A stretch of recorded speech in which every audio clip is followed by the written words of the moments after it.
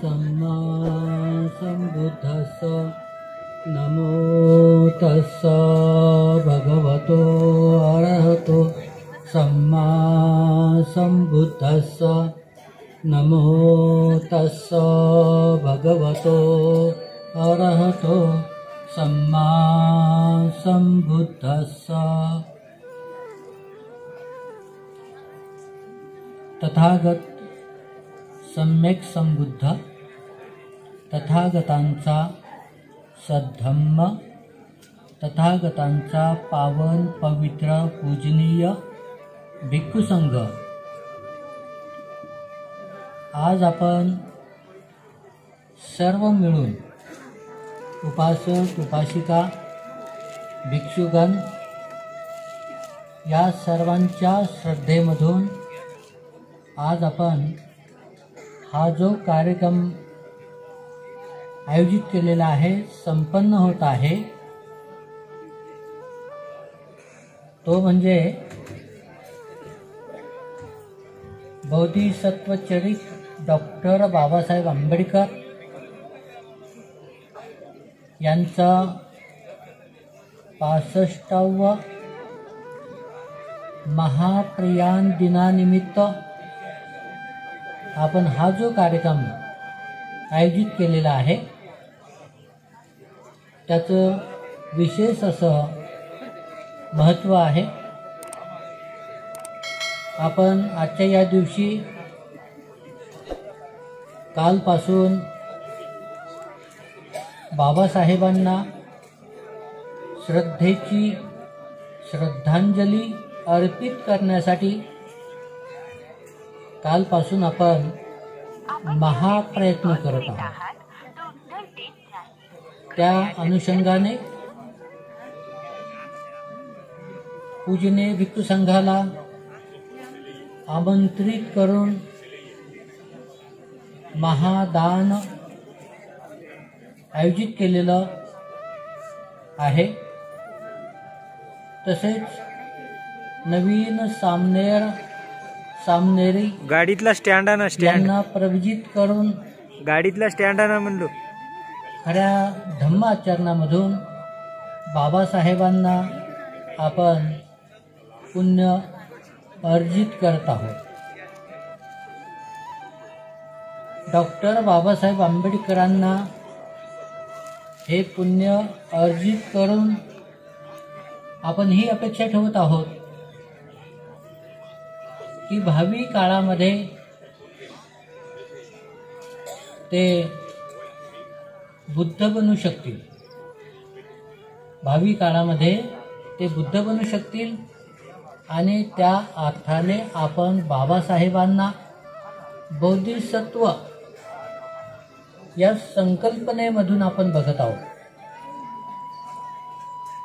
बाबासाहेबांनी बोधिसत्वाच्या पारमिता परिपूर्ण करत असताना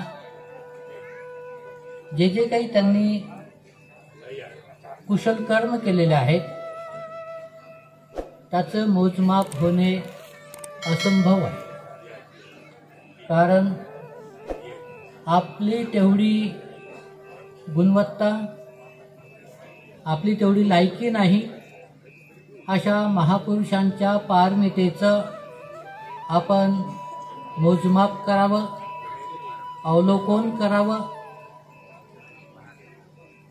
कारण आपणही त्यांच्याच प्रेरणेमधून बौद्ध धम्माकडे वळलेलो आहोत। तथागतांचा दुःखमुक्तीचा कल्याणकारी धम्म या महापुरुषाने बोधिसत्वाने तो स्वीकार केला, समर्पित झाले आणि आपलं धम्म कार्य त्यांनी सुरुवात केली। स्वतःसाठीच नव्हे तर या भारतीय समाजातील जे काही मानव आहे, मनुष्य आहे, या भारतीय समाजातील सर्व इकडे लावायचं आहे ते मनुष्यांचं मानवाचं कल्याण त्यासाठी व्हावं म्हणायलो थोडा मोबाईल धरला तर यासाठी त्यांचे प्रेरणास्थान बनून त्यांना बुद्धत्वाच्या मार्गाकडे घेऊन जाण्याचं सर्वात मोठं कार्य बोधिसत्व चरित डॉक्टर बाबासाहेब आंबेडकरांनी एवढं केलेलं आहे. स्टार्ट आणि म्हणून त्यांचं हे जे कार्य न भूतो न भविष्यती अशा प्रकारचं महान असं कार्य त्यांनी पार पाडलेलं आहे. दुसऱ्या शब्दामध्ये सांगायचं तर भारतीय समाजातील जे काही मानव आहे त्यांना जन्म तर आई वडिलांनी दिला, म्हणजे आपल्या सर्वांनाच जन्म आपल्या आई वडिलांनी दिला, पण आपलं जीवन जे घडवलं ते बाबासाहेबांनी घडवलेलं आहे. म्हणून त्यांचे हे जे अनंत उपकार या भारतीय समाजावर आहे, मागासलेल्या समाजावरती आहेत, तर हे उपकार कधीही न फिटणार आहे. कदाचित आपल्याला असं वाटेल की डॉक्टर बाबासाहेब आंबेडकर हे मागासलेल्या समाजामध्ये जन्माला आले आणि त्यांनी फक्त मागासलेल्या समाजाचंच कल्याण केलं, असं कधी कधी आपण त्यांना एका मर्यादित संकुचित भावनेमधून पाहून त्यांना तपासण्याचा प्रयत्न करतो. पण जे बोधिसत्व असतात ते खरोखर बोधिसत्वच असतात. त्यांचा दृष्टिकोन, त्यांचं दृष्टी सर्व मानवाच्या प्रती समानतेची असते. भारतीय समाजामध्ये बाबासाहेबांनी जी काही समता, बुद्ध धर्माची समता आपल्या दृष्टीमध्ये ठेवून जे काही लोकांचं कल्याण केलेलं आहे ते खरोखर अप्रमाण आहे. भारतीय समाजामध्ये जर आपण विचार केला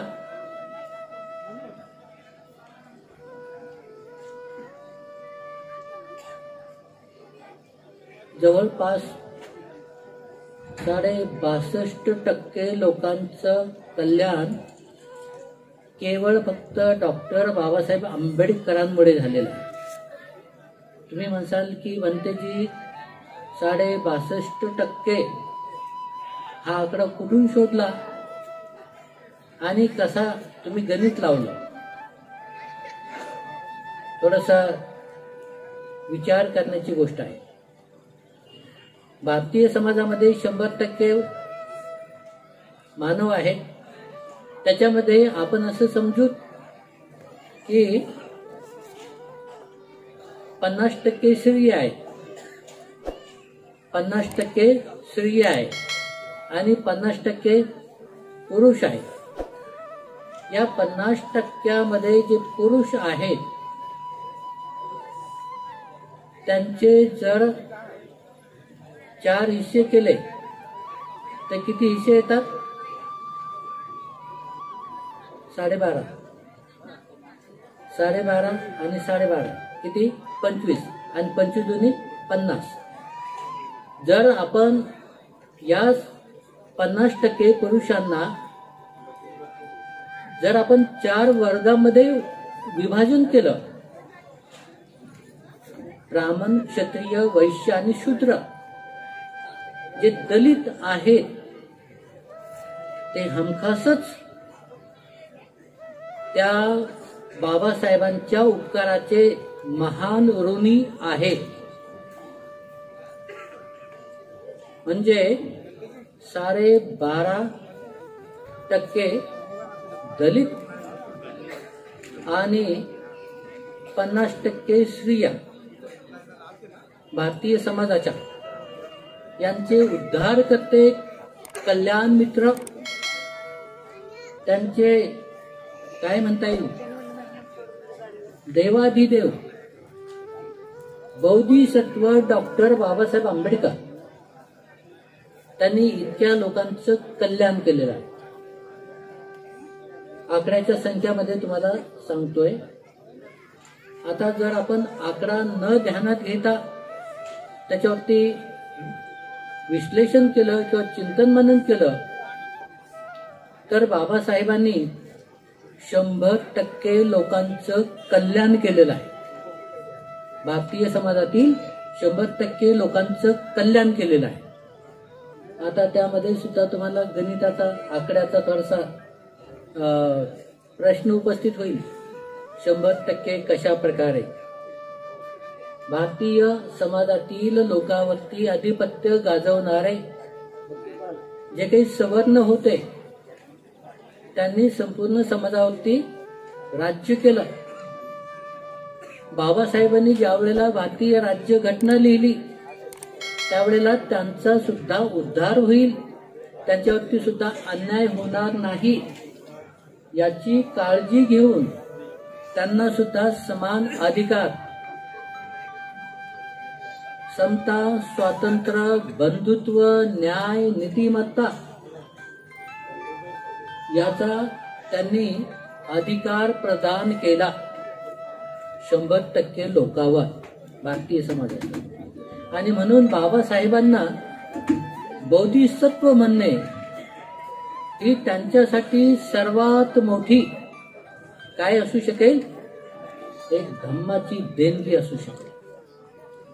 आपण त्यांना भारतरत्न म्हणतो, पण हे भारतरत्न ही संज्ञा किंवा हा जे त्यांचा जे काही सन्मान आहे तर हा अत्यंत मर्यादित आहे. भारतरत्न आता कोणीही केव्हाही कधीही मिळवतात, पण बोधिसत्व म्हणून जो महामानव सर्व लोकांचं कल्याण करतो तर ते कल्याण सहजासहजी कोणाला जमत नाही, फक्त बोधिसत्वाशिवाय.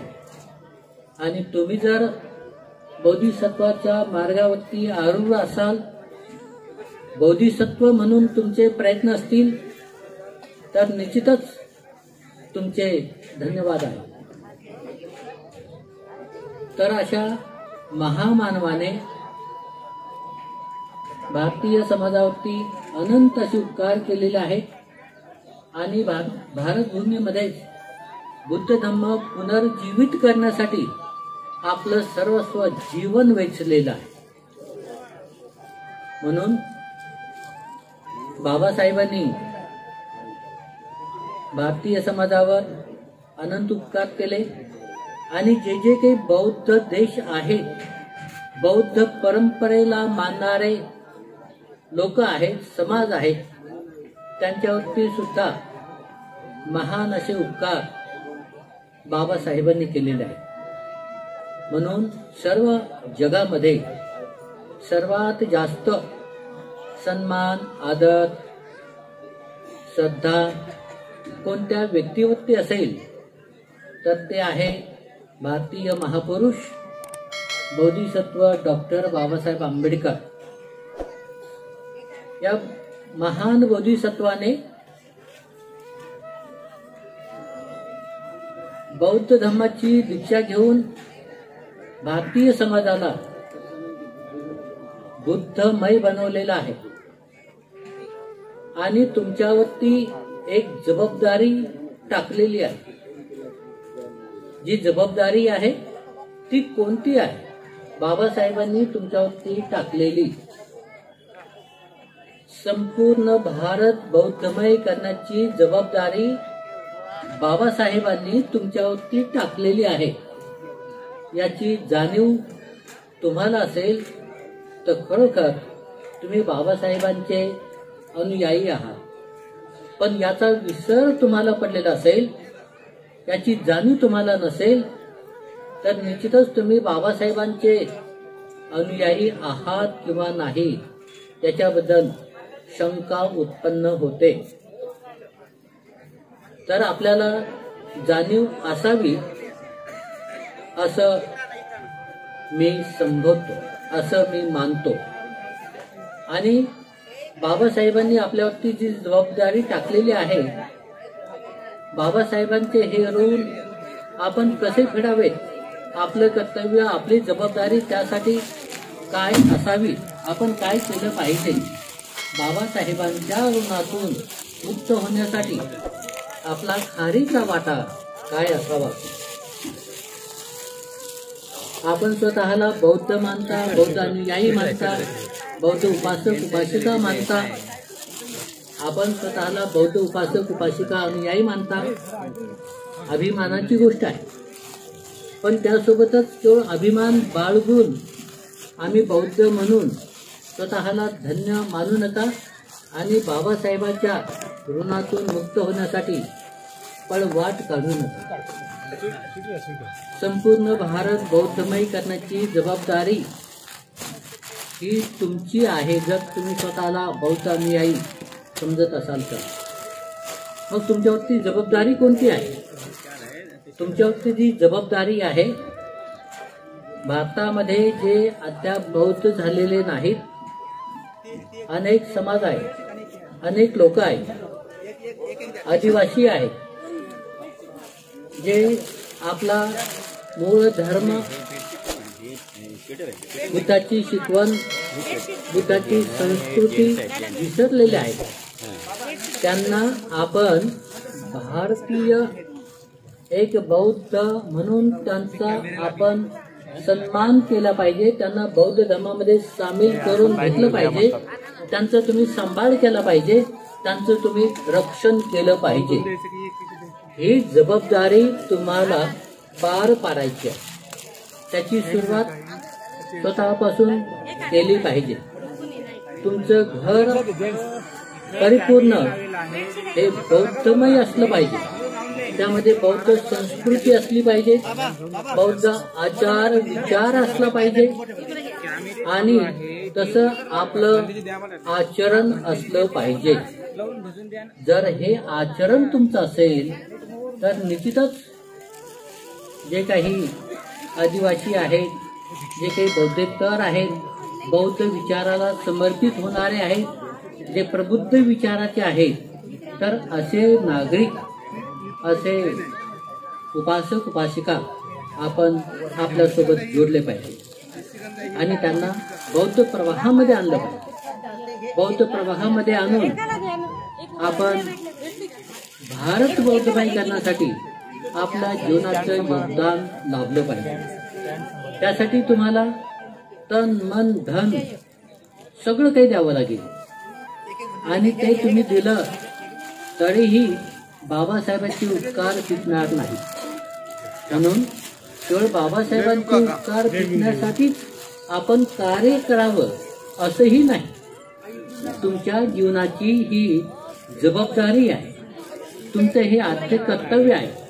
जसे तुम्ही अंधाराकडून प्रकाशाकडे आलेले आहात, तसेच जे लोक सध्या अंधारामध्ये आहेत त्यांना प्रकाशामध्ये आणण्याची जबाबदारी ही प्रबुद्ध नागरिकांची आहे, ही तुमची आहे. यासाठी आपण सर्वतोपरी प्रयत्न केले पाहिजे. यासाठी आपण परिशुद्ध बौद्ध असलो पाहिजे.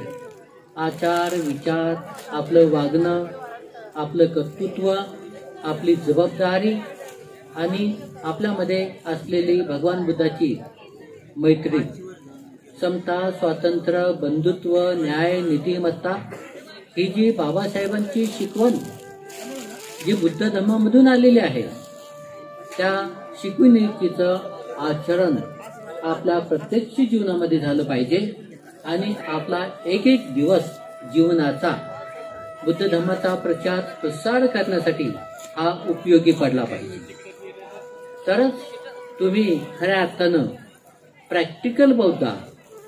आपण सांगण्यासाठी आम्ही बौद्ध आहोत, आम्ही बौद्ध सण पाळतो, आम्ही बौद्ध सण करतो आणि आम्ही आमचे सर्व विधी विधान, लग्न, ज्या ज्या काही विधी आहेत बौद्ध पद्धतीने करतो, एवढ्यावरती तुम्ही बौद्ध होऊ शकत नाही. बौद्ध उपासकांचं आद्य कर्तव्य असतं बौद्ध धर्माचा प्रचार प्रसार करण्यासाठी आपलं सर्वस्व पणाला लावलं पाहिजे. आपली वेळ, आपली बुद्धिमत्ता, आपलं कौशल्य, आपले श्रम, आपलं धन हे जर आपण बौद्ध धर्माचा प्रचार प्रसार करण्यासाठी आपण उपयोगी आणलं तर आपण बाबासाहेबांच्या ऋणातून मुक्त होण्यासाठी एक कर्तव्यदक्ष, प्रयत्नशील बौद्ध उपासक उपासिका आहात आणि खऱ्या अर्थानं बाबासाहेबांचे तुम्ही अनुयायी आहात. अशा पद्धतीनं जर आपण आपलं कर्तव्य केलं, आपलं आचरण ठेवलं तर या तुमच्या आचरणामधून बाबासाहेबांना खऱ्या अर्थानं श्रद्धांजली काय होईल, अर्पित होईल. आणि आता बाबासाहेबांच्या नावानं भाषणं देणे, बाबासाहेबांच्या नावाने त्यांचा गुण गौरव करणे, बाबासाहेब असे होते, बाबासाहेबांनी हे केलं, बाबासाहेबांनी ते केलं. बाबासाहेबांनी केलं, पण मी काय केलं? मी केवळ फक्त बोलू बोलू माझी शक्ती वाया घालवली, माझा वेळ वाया घालवला, माझं पांडित्य दाखवण्याचा प्रयत्न केला, शब्दाच्या रूपामध्ये, कृतीच्या रूपामध्ये शून्य. असं होता कामा नये. तर त्यासाठी अंतर्मुख व्हा, सावध व्हा, स्वतःचं अवलोकन करा आणि स्वतःच्या जीवनाचा अमूल्य वेळ बाबासाहेबांच्या कार्यासाठी समर्पित करा. बुद्ध धर्माचा प्रचार प्रसार निश्चितच होईल आणि हा प्रचार प्रसार करण्यासाठी केवळ फक्त ही जबाबदारी भिक्खू संघाची आहे असं म्हणून स्वतःच्या जबाबदारीतून मुक्त होऊ नका. तथागतांच्या काळामध्ये सुद्धा तथागतांच्या सद्धर्माचा प्रचार आणि प्रसार, त्या काळामध्ये जे काही 4 परिषदा होत्या, या 4 परिषदांची ही जबाबदारी होती आणि या 4 परिषदांनी त्यावेळेला आपलं अत्यंत प्रामाणिकपणे कर्तव्य केलं आणि म्हणून तथागतांच्या सद्धर्माचा प्रचार प्रसार या जगामध्ये झालेला.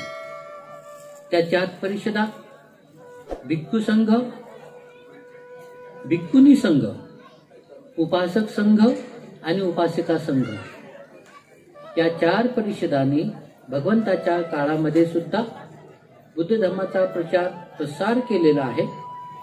आणि म्हणूनच त्याच गोष्टीचं ध्यान ठेवून सम्राट अशोकाने बुद्धाच्या 300 वर्षानंतर सुद्धा बौद्ध मिशनरी स्थापन करून जगामध्ये विद्वान भिक्षू, प्रज्ञावान भिक्षू, अरहत भिक्षू वेगळ्या वेगळ्या देशामध्ये पाठवून तेथे बुद्ध धर्माचा प्रचार प्रसार केलेला आहे.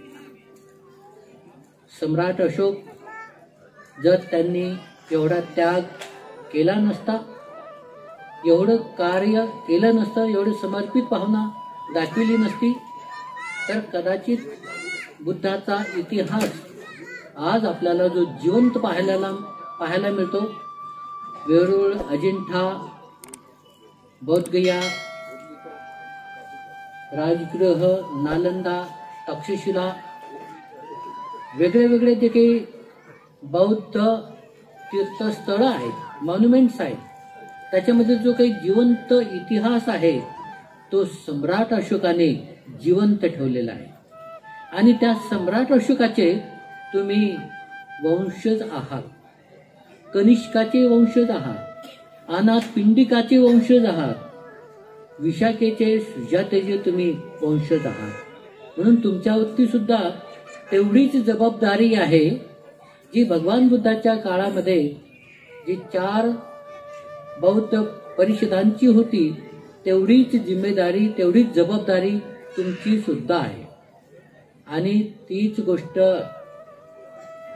अनागारिक धम्मपाल, अनेक महान बौद्ध धर्माला वाहून घेतलेले विभूती अनेक जण त्यामध्ये होते. त्यांनी सुद्धा बौद्ध धर्माचा प्रचार प्रसार करण्यासाठी आपल्या जीवाचं रान केलेलं आहे. आणि त्यानंतर आपल्याला सर्वात अस्मरणीय नाव बोधिसत्व डॉक्टर बाबासाहेब आंबेडकर यांचं नाव आपल्या ओठावरती येतं. ते नाव घेण्याची पात्रता आपल्यामध्ये उत्पन्न व्हावी एवढं तरी तुम्ही निश्चितच आपल्या पारमिता, आपलं कार्य, बौद्ध धर्माचा प्रचार प्रसार करण्यासाठी आपल्या जीवनामध्ये आपण ते करावं आणि बाबासाहेबांचं नाव घेण्यासाठी स्वतःला अभिमान बाळगावा की मी बाबासाहेबांच्या पावलावरती पाऊल टाकून त्यांना खऱ्या अर्थानं माझ्या धम्म आचरणामधून त्यांना श्रद्धांजली अर्पित करत आहे. ही गुणवत्ता, हे पुण्य निश्चितच तुमच्या जीवनामध्ये प्रसंग आहे, तुमच्या जीवनामध्ये एक संधी आहे, त्या संधीचा आपण फायदा घेतला पाहिजे. भिक्खू संघाच्या वतीनं भंते ज्ञानरक्षित यांनी खूप मोठा धाडस केलं, खूप मोठा संकल्प केला आणि खूप मोठा हिम्मत करून हा कार्यक्रम आयोजित केला. भिक्खू संघाच्या वतीनं आम्ही भंते ज्ञानरक्षित यांच्या कार्याचं अनुमोदन करत आहोत, त्यांना साधुवाद देत आहोत. भिक्खू संघामध्ये असे अनेक विद्वान भिक्षू आहेत, कर्तृत्ववान भिक्षू आहेत की ते संपूर्ण जीवन बुद्ध धम्म संघ यांच्या प्रचार प्रसारासाठी समर्पित करतात आणि आपापल्या जीवनाच्या पारमिता परिपूर्ण करून ते सुद्धा एक बोधिसत्वाच्या मार्गाने चालण्याचा प्रयत्न करतात. बोधी मार्गावरती आरूढ होतात. ज्यांना ज्यांना बोधिसत्वाच्या पारमिता परिपूर्ण करून बोधिसत्वाच्या मार्गावरती जाणं अवघड आहे, कठीण आहे, तर असे पवित्र पूजनीय भिक्षुगण अरहत मार्गाने जाऊन ते जीवनमुक्त अवस्थेला प्राप्त होण्याचा प्रयत्न करत आहेत. तर अशा पूजनीय भिक्खू संघाला आपण सर्व उपासक उपासिकांनी सदा पूजनीय, सदा वंदनीय म्हणून त्यांचा आपण नेहमी सन्मान केला पाहिजे. आपल्या पारमिता, श्रद्धा पारमिता, दान पारमिता, शील पारमिता, ज्या ज्या काही आपल्या पारमिता आहेत त्या परिपूर्ण करून आपणही आपल्या जीवनामध्ये पूर्णत्व गाठण्याचा प्रयत्न केला पाहिजे. आणि खरोखर आपल्या सर्वांचे प्रेरणास्थान, आपले सर्वांचे उद्धारकर्ते, मार्गदाता बोधिसत्व डॉक्टर बाबासाहेब आंबेडकर यांना खऱ्या अर्थानं आपण आपल्या धम्म आचरणामधून, आपल्या पारमितेमधून श्रद्धांजली अर्पित करावी, हीच सर्वांच्या प्रती एक मंगल कामना आणि सदिच्छा बाळगून आज पूजनीय भिक्खू संघ या ठिकाणी येऊन त्यांनी बाबासाहेबांच्या प्रती आपली श्रद्धा व्यक्त केली. त्यांचे ऋण स्मरून आपलं धम्मपारमिता त्यांनी परिपूर्ण केला. तर असा पूजनीय भिक्खू संघ, उपासक, उपासिका या सर्वांनी धम्म आचरण करून आपल्या जीवनाचं कल्याण त्यांनी साधलेलं आहे. मी सर्वांच्या प्रती मंगल कामना करतो आणि या ठिकाणी माझं थोडक्यामध्ये प्रवचन या ठिकाणी संपवतो. भवतु सब मंगलं, भवतु सब मंगलं, भवतु सब मंगलं.